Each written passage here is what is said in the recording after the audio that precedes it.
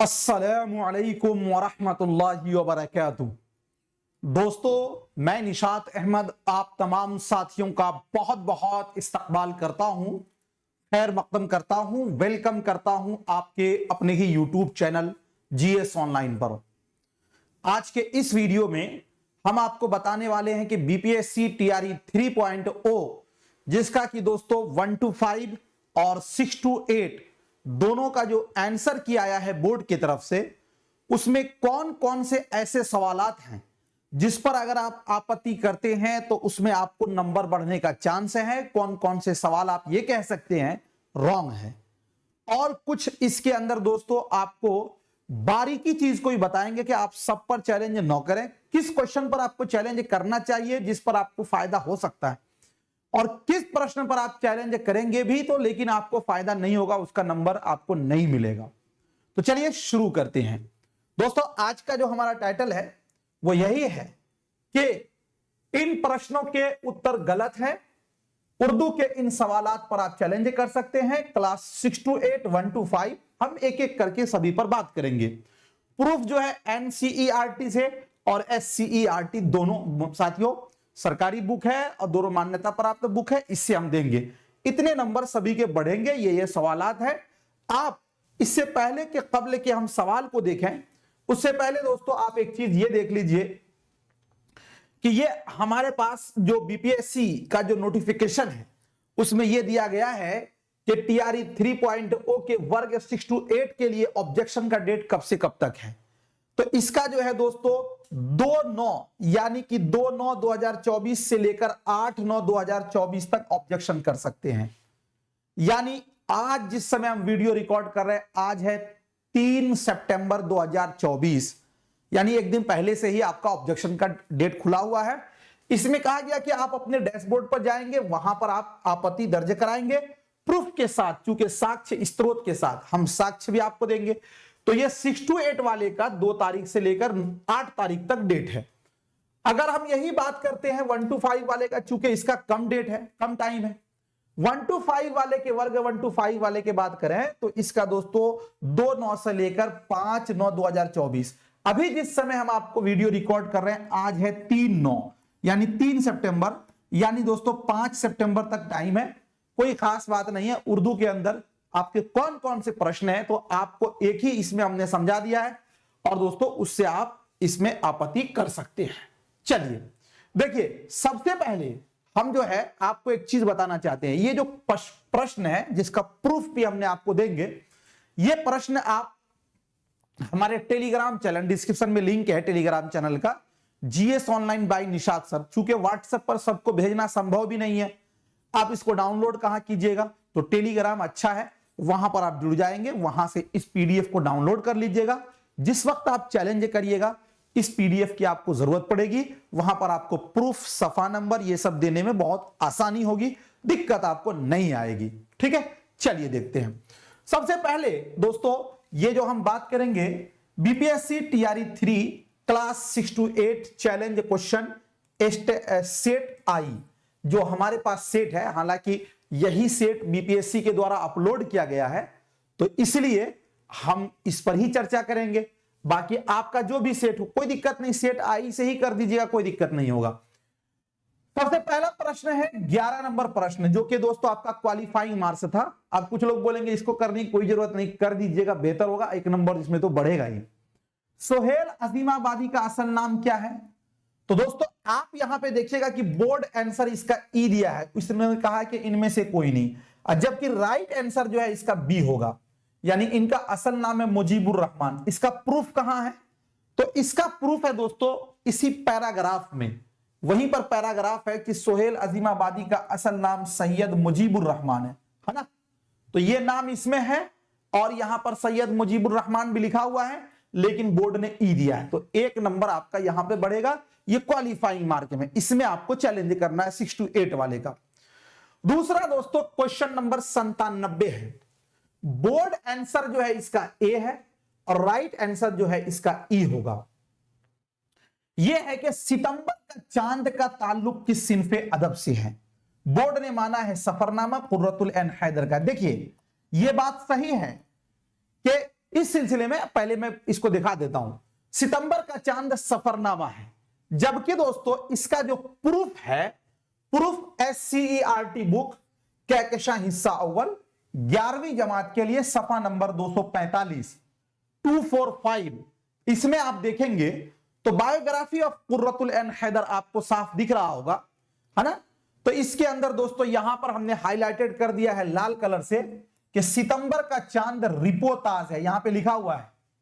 और बाकी नेट वगैरह पर भी सर्च कीजिएगा, रेख्ता वगैरह पर भी, तो रेख्ता को उतना वैल्यू नहीं देगा, उससे ज्यादा बुक को वैल्यू देता है रेफरेंस में। तो दोस्तों सितंबर का चांद क्या है, रिपोताज है। तो इसका जो है राइट आंसर ई होगा, किसका, ये वाले का। सितंबर का चांद का ताल्लुक किससे, तो एक इसका आंसर मिल जाएगा। लेकिन एक बात याद रखिएगा दोस्तों, जब आप पढ़ेंगे डिटेल में तो आपको यह चीज मिलेगा, क्योंकि रिपोताज भी बोलते हैं आंखों देखी हालत को लिखने को, घटना को, और सफरनामा भी जो होता है, जो व्यक्ति लिखता है, जो सफरनामा निगार होता है, वो खुद जो सफर करता है उसी को लिखता है। तो इसीलिए रिपोताज और सफरनामा का ताल्लुक एक ही से है। लेकिन दोस्तों बुक के अंदर ऐसा कहीं नहीं दिया हुआ जैसे कृष्णचंद्र का पौधे उनका रिपोताज है, उसको सफरनामा कह दिया गया हो, ऐसा नहीं है।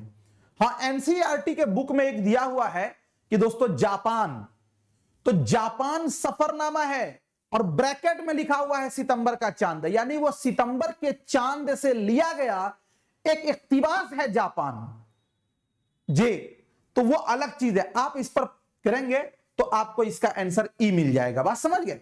तो सितंबर का चांद का ताल्लुक किससे है, रिपोताज से। एक इस पर कर दीजिएगा, 97 पे 11 हो गया, 97 ये 6 to 8 वाले का है। उसके बाद दोस्तों क्वेश्चन नंबर जो है अब आपका ये 114 नंबर क्वेश्चन है।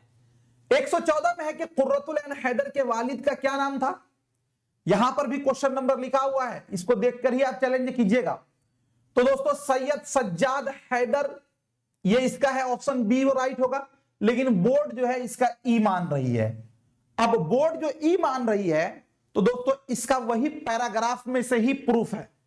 कुर्रतुल ऐन हैदर 20 जनवरी 1926 को अलीगढ़ में पैदा हुई। उनके वालिद का नाम सैयद सज्जाद हैदर यलदरम था। ये यलदरम नहीं लिखा हुआ है, लेकिन फिर भी इस पर आप चैलेंज कीजिएगा तो इसका नंबर आपको मिलेगा।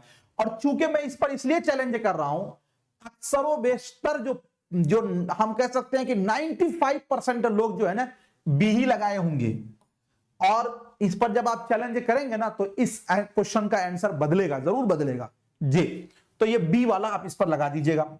उसके बाद दोस्तों आगे चलते हैं, क्वेश्चन नंबर 133। देखिए 133 का सिर्फ मसला यह है कि बोर्ड ने दोस्तों इसका सी माना है, राइट आंसर डी होगा। यह दिया हुआ है कि मीम रा ताबा, असल में मुरत्तिब, असल देखिए असल अगर रहता मुरत्तिब ता के नीचे जेर, तब तो होता इसका माना तरतीब देने वाला। और अगर दोस्तों हो जाता मुरत्तब ता के ऊपर जबर, तब इसका माना होता तरतीब दिया हुआ।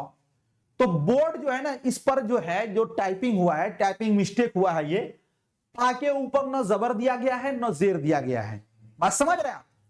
तो न ये मुरत्तब न मुरत्तिब, चूंकि दोनों का माना दिया हुआ है तरतीब देने वाला, तरतीब दिया हुआ, तो इसका बी और सी दोनों राइट होगा भाई, क्योंकि इस पर जबर जेर दिया हुआ नहीं, आप पढ़ने वाला जो पढ़ ले। तो इसका जो है राइट आंसर डी होगा। अब इस सिलसिले में दोस्तों इसका अगर आप चैलेंज करेंगे तो आप दूर अंदेशी दूर तक सोचिए। इस क्वेश्चन को अगर आपने चैलेंज किया तो बोर्ड इसका आंसर जो है डी मानेगा। और हमें लगता है आप कैंडिडेट में से कोई भी ऐसे लोग नहीं होंगे जो डी लगाकर आए होंगे। अक्सर बेशतर जो है या तो बी लगाए होंगे या तो सी लगाए होंगे। तो दोस्तों जब आप बी लगाए हैं तो तरतीब देने वाला आपका गलत है, और जो लोग सी लगाए हैं तरतीब दिया हुआ उनका सही है। तो मेरी राय यह है कि इस क्वेश्चन पर आप चैलेंज न करिए, इसलिए कि अगर आप चैलेंज करिएगा तो देखिए बीपीएससी का कोई क्वेश्चन ऐसा नहीं होता है कि जिसका सबको आंसर मिल जाए, क्योंकि उनके पास एक हथियार है, इनमें से कोई नहीं या दर्जे बाला में से एक से जायद, 4 ऑप्शन तो है नहीं, या 5 ऑप्शन है। तो इस सिलसिले में जब आप इसका चैलेंज करिएगा तो डी आएगा। अगर आपने डी लगाया है, हमें नहीं लगता है कि कोई ऐसे लोग होंगे जो डी लगाए होंगे, या तो वो तरतीब देने वाला लगाए होंगे या तरतीब दिया हुआ लगाए होंगे। तो अगर आप चैलेंज करेंगे तो इसका ऑप्शन डी होगा। और जैसे ही डी होगा तो आपका तो आंसर गलत हो जाएगा, आपको नंबर मिलेगा नहीं। तो इस सिलसिले में मेरी राय यह है कि अगर आपका आंसर, मान लीजिए कि आपने बी लगाया होगा, इसका आंसर आपको नहीं मिलेगा, लेकिन उन भाइयों को, उन साथियों को जिन्होंने सी लगाया होगा उसको तो मिल जाएगा ना इसका नंबर। तो खामखा का सबका नंबर क्यों घटाएंगे। तो इसलिए मेरी राय है कि 133 पर आप चैलेंज नहीं कीजिएगा। हाँ, अगर आपने डी लगाया होगा तब चैलेंज कर दीजिएगा, ठीक है। चलिए, एक तो ये, इसीलिए इसका प्रूफ वगैरह, बाकी फिरोजुल लुगात से इसका प्रूफ निकालना होगा, इसका प्रूफ वगैरह हमने नहीं दिया है। देखिए, आप अपने अकॉर्डिंग टू आंसर की के अनुसार ही चैलेंज लगाइएगा, चैलेंज कीजिएगा, बेहतर होगा। तो ये दोस्तों आपके जो सवाल थे, 11 नंबर सवाल, 97 नंबर सवाल, और उसके बाद एक सवाल जो है ये आपका 114 नंबर सवाल, 3 सवाल, और एक ये भी है मुरत्तिब वाला 4 सवाल। तो टोटल जो है ना 3 सवाल, 11 नंबर और उसके बाद 97 नंबर और 114 नंबर। ये 133 पर मेरी राय है कि इस पर 9 लगाइएगा, बेहतर होगा, वरना आपका भी नंबर कटेगा, दूसरे का भी नंबर कटेगा, नहीं तो इस पर मत लगाइएगा। तो ये 3 सवाल पर आप प्रूफ करेंगे तो 3 नंबर आपका बढ़ सकता है, किसी का हो सकता है कि घटेगा भी इसमें जी।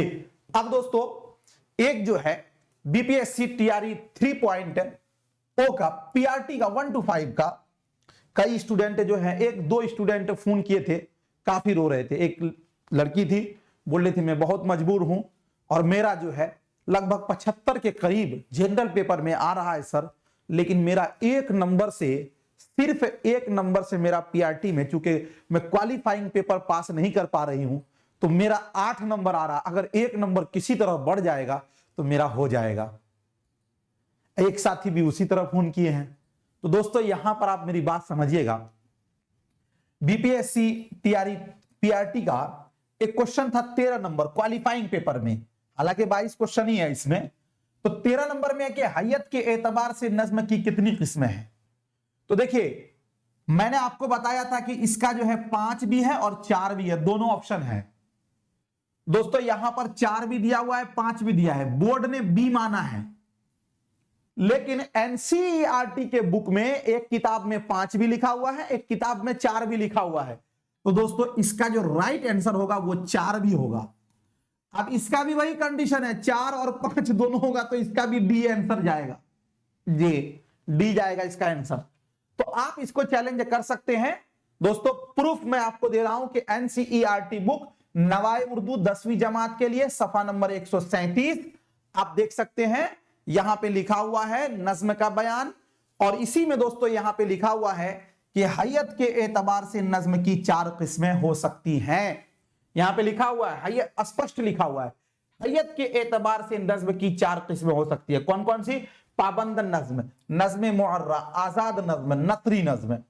और एनसीईआरटी के बुक में एक और जगह लिखा हुआ है कि हैयत के एतबार से नज्म की 5 किस्में, वहां पे 5 नहीं लिखा हुआ, वहां पे लिखा हुआ दर्जे झैल किस्में हैं, और दर्जे झैल में नंबर भी नहीं दिया हुआ, 1 2 3 चल करके 5 बताए हुए हैं, लेकिन यहां तो स्पष्ट लिखा हुआ है कि 4 किस्में हैं।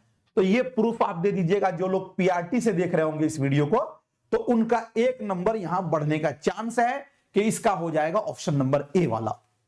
तो दोस्तों ये टोटल जो थे सवालात 6 to 8 के और 9 10th के, ये सवालात ऐसे हैं जिस पर आप चैलेंज कर सकते हैं और जिस पर दोस्तों आपको नंबर मिल सकता है।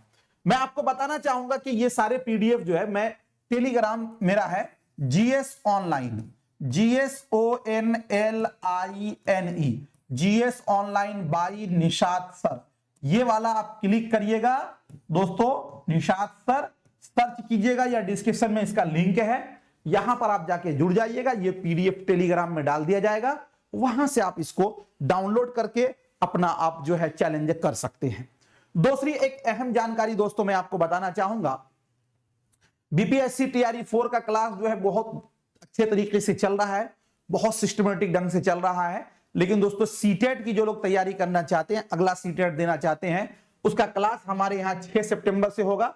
लेकिन दोस्तों एडमिशन चालू है, आप अभी एडमिशन लेंगे तो इसमें फायदा ये होगा कि लगभग 80-90 रुपया आपको कम लगेगा जी। तो सीटेट जनवरी 2025 का न्यू बैच स्टार्ट है दोस्तों, आपको 5 सितंबर 2024 से शाम 7 बजे से ये मिलेगा। रजिस्ट्रेशन नाउ जीएस ऑनलाइन पर आप कर सकते हैं। और दोस्तों इसमें आपको फायदा ये होगा कि live class, unlimited video, live class, PDF notes, unlimited test, master notes है, ये सारी चीजें आपको मिलेंगी। बाकी हमारे यहाँ से बीपीएससी टीआरई 4 का क्लास चल रहा है, बिहार स्टेट का अभी नहीं चल रहा है लेकिन चलेगा जब नोटिफिकेशन आएगा तब। सीटेट का चालू हो जाएगा 5 तारीख से, और जेटेट का साथियों लाइव क्लास है। और इसका अगर अभी आप कोर्स लेते हैं तो आपको यह फायदा है कि सीटेट के कोर्स में दोस्तों आपको जो है 12% का ऑफ है। जो भी कोर्स लीजिएगा उसमें आप जीएस ऑनलाइन 12 लगा दीजिएगा कूपन कोड, तो आपका जो है 12% ऑफ हो जाएगा। ये 6 तारीख तक ये कूपन कोड वैलिड है। ये कुछ जानकारियां थी और आई होप कि आपको अच्छा लगा होगा। दोस्तों एक बार वीडियो को लाइक कर दीजिएगा और इस वीडियो को ज्यादा से ज्यादा शेयर कर दीजिएगा। हो सकता है आपके एक शेयर से किसी बच्चे को चैलेंज करने का प्रूफ मिल जाए। बड़ा मुश्किल होता है प्रूफ खोजने में भी। थैंक यू सो मच, बहुत बहुत शुक्रिया। खुदा हाफिज।